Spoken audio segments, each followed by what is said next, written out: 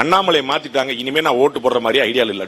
யார் யாரெல்லாம் நிறைய படித்திருக்கிறார்களோ, யார் மேதாவிகளாக இருக்கிறார்களோ, யார் பெருமக்களாக இருக்கிறார்களோ அவர்கள் தான் ஓட்டு போடுவதில்லை. அவங்க எல்லாம் என்ன சொல்லுவாங்க, இந்த அரசியல்வாதிகள் வேஸ்ட் சார், அதெல்லாம் ஒன்னும் சரியில்லை சார், அண்ணாமலை மாத்திட்டாங்க, இனிமே நான் ஓட்டு போடுற மாதிரி ஐடியா இல்லை. அண்ணாமலை பிஜேபியா தான் ஓட்டு கேட்டு இருக்காரு. அவர் எங்க அவரது ஊரா போய் கம்ப சுத்திட்டு இருக்காரு, ஒண்டியாலா சுத்திட்டு இருக்காரு, எதுக்கு பிஜேபிக்கு தானே. ஆனா மக்கள் இல்ல சார், நான் அப்படி ரொம்ப விரக்தி, ஏதோ ஒரு காரணம் சொல்லிட்டு ஏதாவது விரக்தி அடிச்சுட்டு நான் பாத்தீங்கன்னா நான் ஓட்டே போறலன்னு சொல்லுவாங்க. அப்படி யாராவது பாருங்க, திமுக அண்ணன் கே நேரு இத்தனை வருஷமா இருக்கிறாரு. ஆனா துணை முதலமைச்சரா உதயநிதி தான் ஆக்கியிருக்காங்க.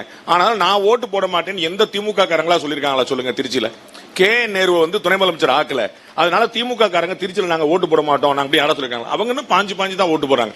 அப்ப அவர்களுக்கு எதுவா இருந்தாலும் நம்ம கட்சிக்குள்ள இருக்கு அப்படிங்கிற ஒரு எண்ணம் இருக்குது. இந்த கட்சியில என்ன பிரச்சனை அப்படின்னா, இவங்களும் யோசிப்பாங்க, அவங்களுடைய ஆதரவாளர் சிம்பத்திசர் ரொம்ப படித்தவர்களா இருக்கிறதுனால அவங்க ஒட்டுமொத்தமான ஒரு கலர் கொடுத்துட்டு நம்ம அதெல்லாம் ஓட்டு போடலாங்க. So what you have to do அப்படின்னா, ஏப்ரல் மாதம் 2வது வாரத்து வாக்குல தேர்தல் இருக்கும். தயவு செய்து காலையில 7 மணிக்கு ஆளா போய் ஓட்டு போட்டுருங்க. தபால் ஓட்டு போட்டு முடிஞ்ச உடனே உங்களுடைய ஓட்டு போட வச்சிருங்க.